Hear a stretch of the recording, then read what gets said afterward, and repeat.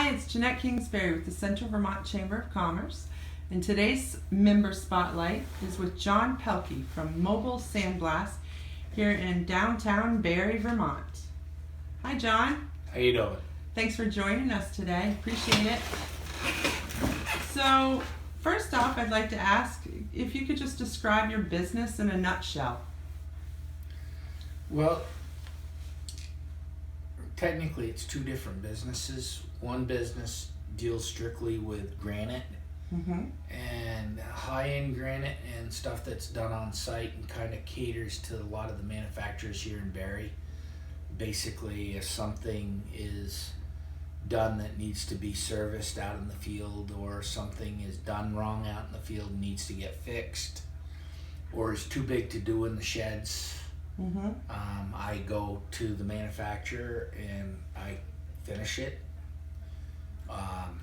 So you're like a granite problem solver. Yeah, kind of like a granite problem solver. And then the other part of my business, it deals with commercial stuff where we deal with wastewater treatment plants, deal a lot with dump trucks, tractor trailers, all kinds of things. I mean, the sky's the limit. It sounds like a variety of municipalities that you work with.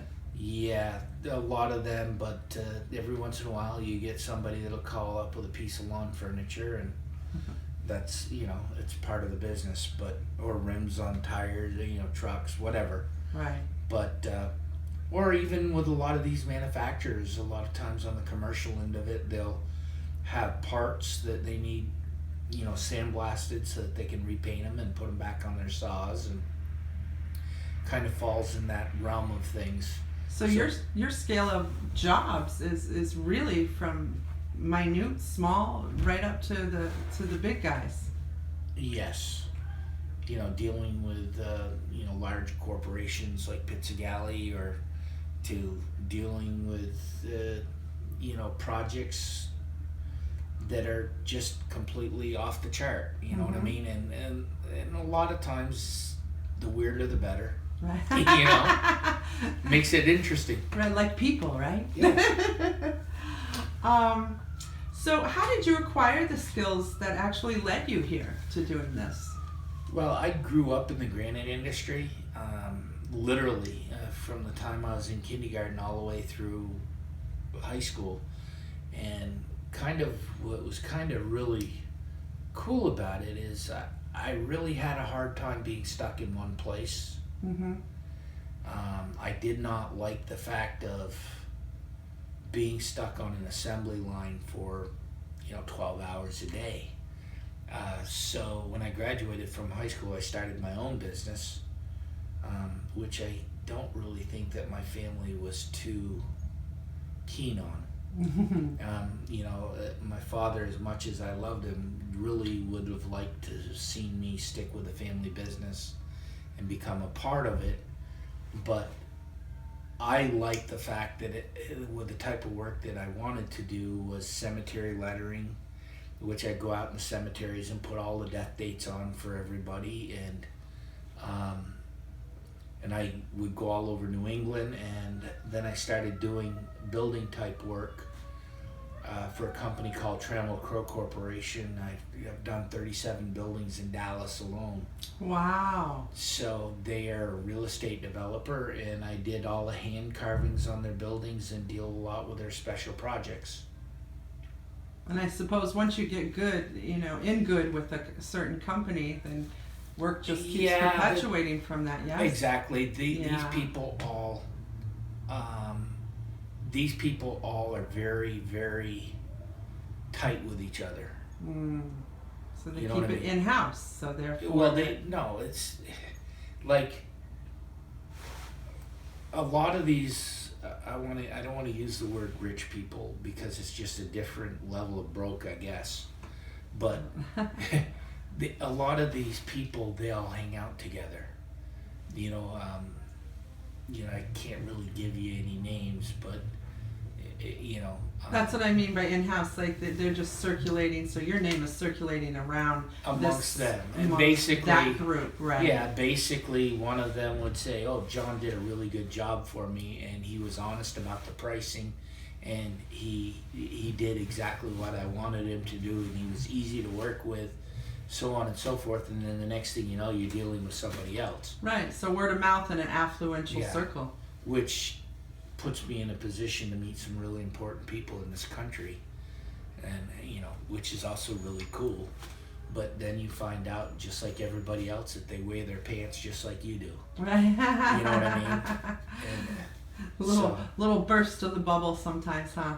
yeah, they think I'm quite the redneck from Vermont, and sometimes depending on who it is, I might ham it up a little bit. But Did somebody tell you that you weren't, John?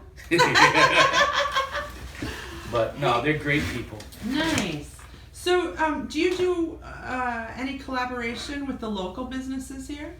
Yeah, as a matter of fact, I cater to all the manufacturers here in Barre. I've probably done work for every single one of them at one point or another.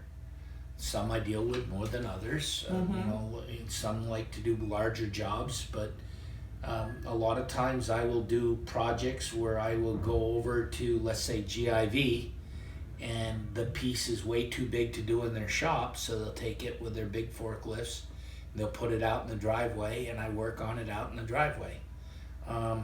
Or even Rock of Ages, or you know, other different manufacturers in Barre. Or a lot of times they might ship a really big job out to Colorado, and they might say to me, "John, we got the job heading out there. Can you go out there for a couple days, work with the setter, show the setter the proper way of setting it so that they don't chip all these pieces and we don't get half of them back?" And I'll go out there, and you know, and the manufacturers really appreciate it, and the setters really appreciate it, to have somebody that has a pretty good grip on what's been done. I mean, I grew up in the granite industry. Right, so you have an in-depth knowledge, and then you're willing to travel, which, you know. Yeah. So I mean, a That's what perfect you like, perfect so example. You don't need to sit in one spot, right? And A perfect example was I went down to I had carved this big Celtic cross, beautiful Celtic cross, and I get down to Dallas to set the piece, and the crane operator came up to me and says, "Sir," he says, "before I let you pick up any piece," he says, "I want to see your rigger's license." And I said, "Well, sir," I said, I don't have a rigger's license. I carved the piece, and I've handled this type of granite all my life. And he said, "Well, then you're going to have to stand over there." And the owner, who was a good friend of mine, comes over and he says to the guy, he said, "Well, let me tell you," he says, "there's $500,000 in this cross. If you put a chip in it, you scratch it, you hurt it, you're owning it." And the guy looks at me and he says, "So you think you can rig this for me?" So, you know, it's just something that's not necessarily out of the norm. You know? Yeah. But that's typically the way that the jobs are that I do. Well, hence your name, right? Mobile Sandblast. Yeah, I could think of, you know, I thought of a bunch of other names, you know, besides Mobile Sandblast, and I don't know, it just was there and had been there for a long time. You know, like Dreamscapes or whatever. There's a whole mess of them, because basically I can take your thoughts of something that you want to do, if you've got enough money to do it, and I can make that dream turn into reality when it comes to stone. Nice. So there's not anything that I haven't turned down or decided against. So nothing insurmountable for Mr. John Pelkey. No, not at all. Okay. So with that, how about your most unique piece of work?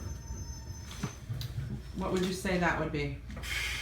They're all very unique. They're all... I'm sure you have many, but what just pops into your mind when I ask you that? The one that might pop into my mind was a set of Ming Columns that we were asked to carve. And the Ming Columns are now sitting in the Dallas Art Museum. They were purchased, I don't know for how much, but a number that was thrown out there was $3.5 million. So something pocket Yeah. change, John. Pocket change. Yeah, for the owner.